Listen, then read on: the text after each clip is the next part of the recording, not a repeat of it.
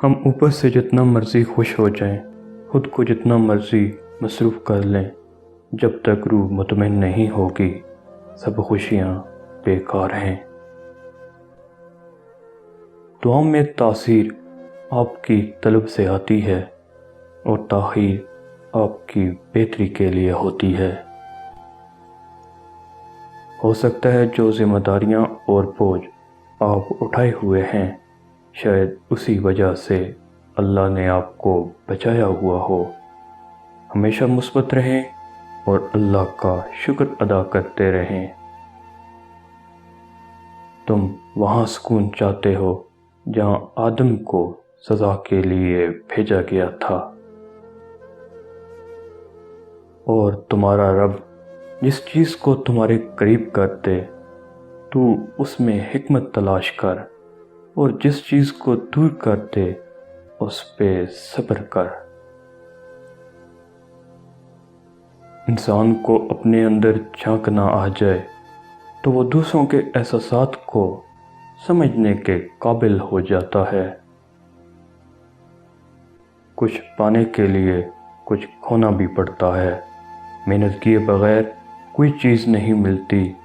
اللہ کو راضی کرو جس کے ہاتھ میں یہ سب کچھ ہے، پھر کبھی پیچھے نہیں رہو گے۔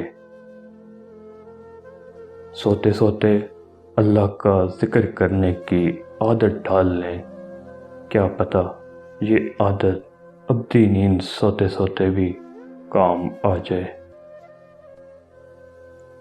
کوئی بھی انسان پوری دنیا کے لیے نہیں جیتا، بلکہ کچھ خاص لوگوں کے لیے جیتا ہے جو اس کی ساری دنیا ہوتے ہیں۔ اگر صبر آپ کے مزاج کا حصہ نہیں تو پھر شکر بھی آپ سے دور رہے گا، کیونکہ شکر وہاں اترتا ہے جہاں صبر کی زرخیز زمین موجود ہو۔ میری زندگی میں آنے والے تمام گھٹیا لوگوں کا بھی شکریہ جن سے میں نے یہ سیکھا کہ مجھے ان جیسا نہیں بننا۔ وقت کے سمجھانے کا طریقہ سخت اور کربناک ہوتا ہے، مگر یہ بھی سچ ہے کہ وقت کی سمجھائی بات حتمی ہوتی ہے اور ساری زندگی کے لیے سمجھ آ جاتی ہے۔ ابھی ایسے الفاظ ایجاد نہیں ہوئے جو احساس کو بیان کر سکیں۔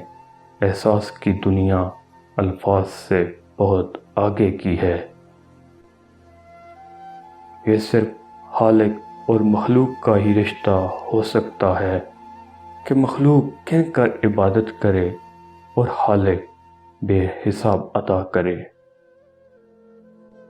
لفظوں کے بھی ہاتھ ہوتے ہیں جو آپ کو تھپکی بھی دیتے ہیں اور گلا بھی گھونٹ دیتے ہیں۔